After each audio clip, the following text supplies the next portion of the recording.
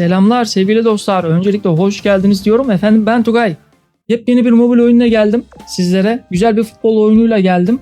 Zaten yeni mobil oyunları biliyorsunuz ki oynuyorum. Kanalımda paylaşıyorum.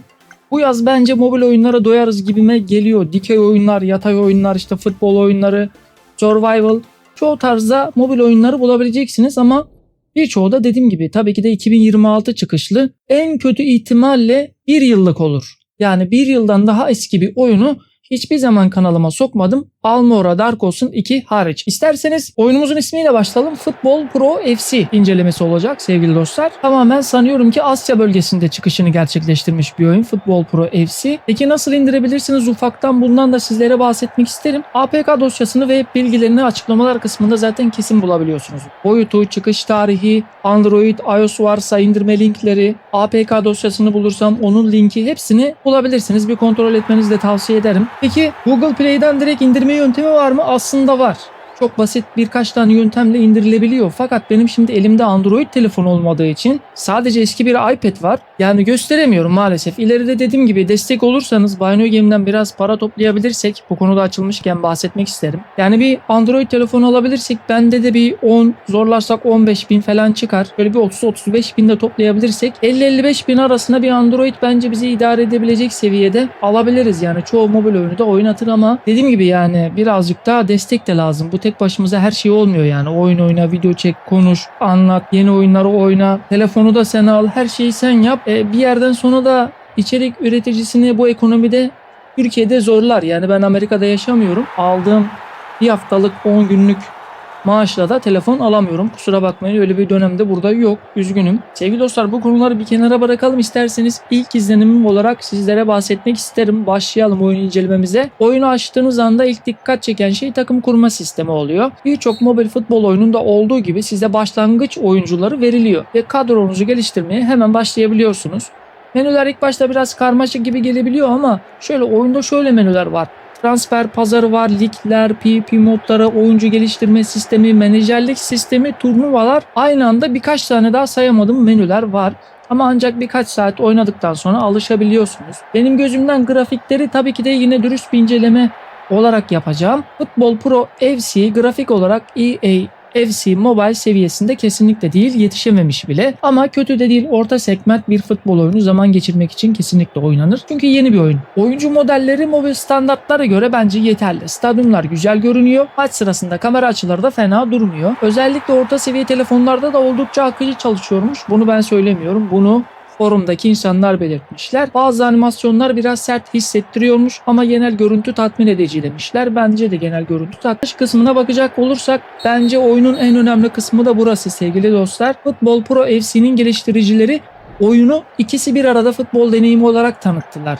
Yani hem menajerlik oynayabiliyorsunuz hem de sahada oyuncuları kontrol edebiliyorsunuz. İkisi bir anda. Bu aslında ilginç bir sistem. Bir tarafta taktik kurarken diğer tarafta maçları oynuyorsunuz. Bu yüzden oyun sadece kart toplama üzerine de kurulu değil. Gerçekten sahaya çıkıp mücadele etmeniz gerekiyor.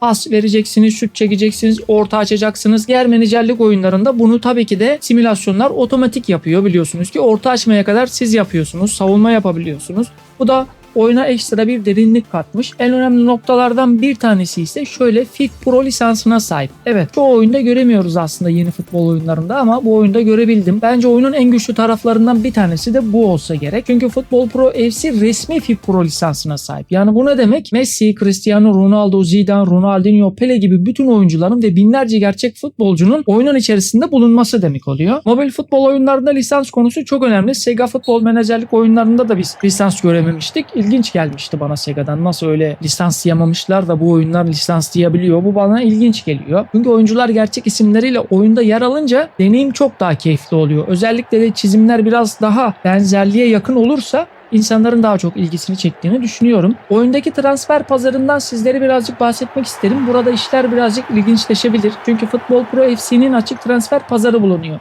Yani oyuncular arasında alım satım yapabiliyorsunuz. Fiyatlar sürekli değişkenlik gösteriyor. Piyasa nasıl söyleyebilirim? Dinamik şekilde çalışıyor sevgili dostlar. Bu sistem özellikle Ultimate Team seven oyuncuların da hoşuna gidebilir. Çünkü sadece maç yapmak değil, doğru zamanda oyuncu alıp satmak da önemli hale geliyor. Bazen transferden kazandığınız para maçlardan daha değerli de olabilir. Böyle de bir düşüncem var. Takım kurma ve geliştirme sisteminden de bahsedecek olursam şöyle. Oyunun bağımlılık yapan kısmı bence burası. Sürekli daha iyi oyuncular açmaya çalışıyorsunuz.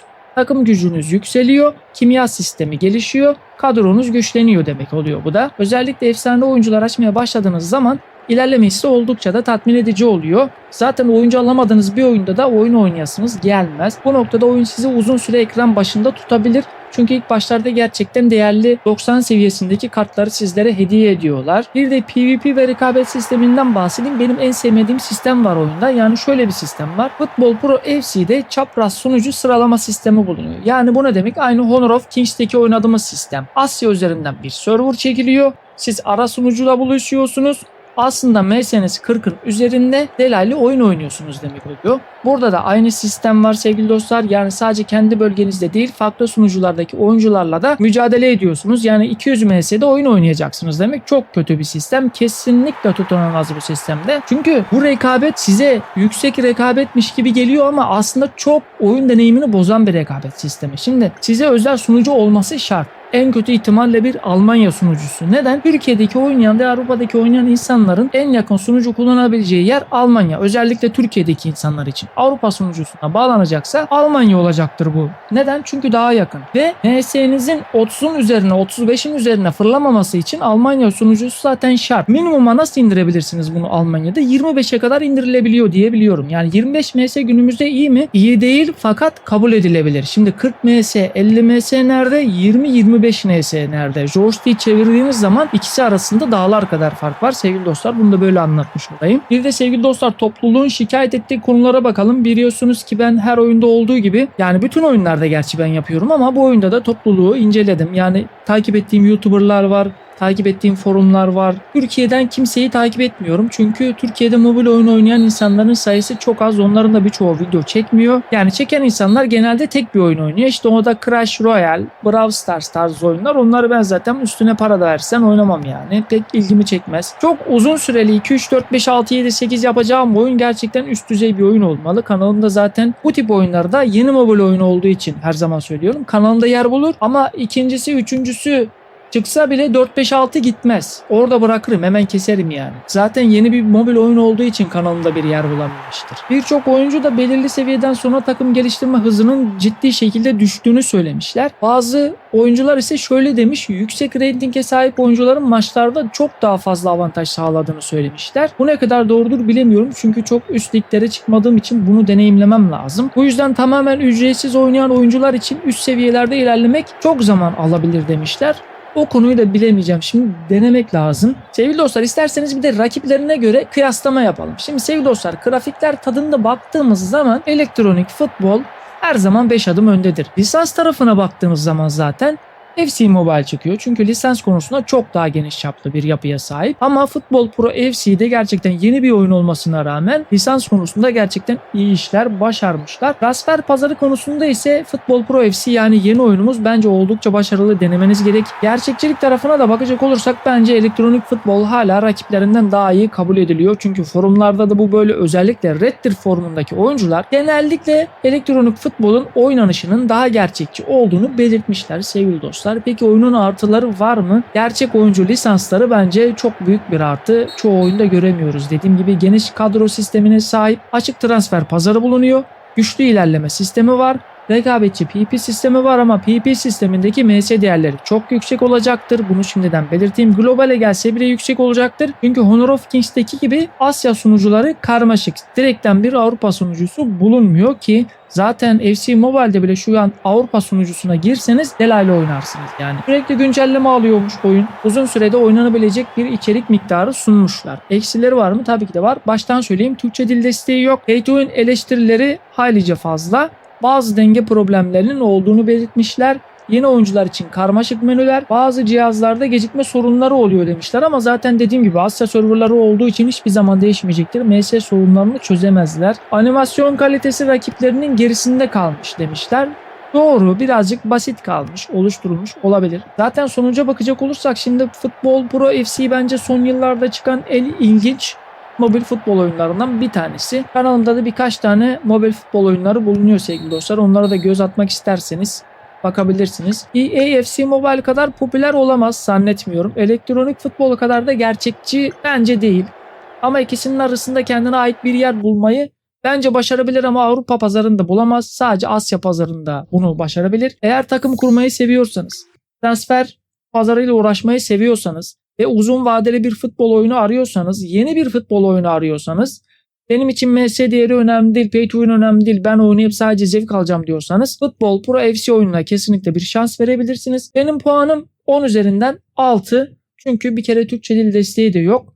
Mükemmel bir puan vermedim ama orta segmentte bir oyun olarak kendisini kabul edebiliyorum. Videomuz buraya kadardı sevgili dostlar. Buraya kadar da izlediyseniz çok teşekkür ederim. Yepyeni mobil oyun serilerimiz yaz boyunca devam edecek. Yazdan sonra ne olur bilemiyorum. O konuyla ilgili hiçbir fikrim yok. Belki de dediğim gibi No Commentary kanalına dönerim. Yani eğer yaz sonuna kadar bir telefon çözemezsek zaten büyük bir ihtimalle de ben No Commentary dönüp orada hem canlı yayınlar, konuşmadan İngilizce başlıklar eskisi gibi o tarafa dönmeyi düşünüyorum ama belli olmaz yine benim fikrim. Kendinize çok iyi bakın. Bir sonraki mobil oyunlarda görüşmek üzere efendim. Hoşça kalın.